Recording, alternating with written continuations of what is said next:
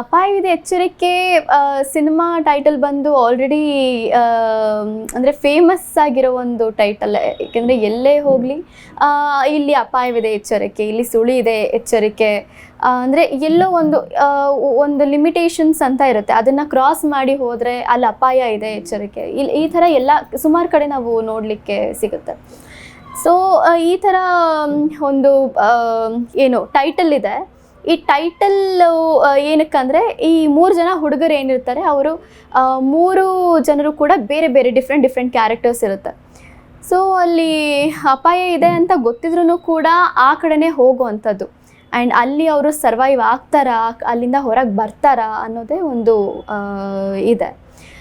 So title already ಎಲ್ಲರ ತಲೆಗೂ register ಆಗಿರೋದ್ರಿಂದ ಈ ಸಿನಿಮಾದಲ್ಲಿ ಏನಿದೆ ಅನ್ನೋ ಒಂದು ಕುತೂಹಲ ಮೂಡಿಸುತ್ತೆ.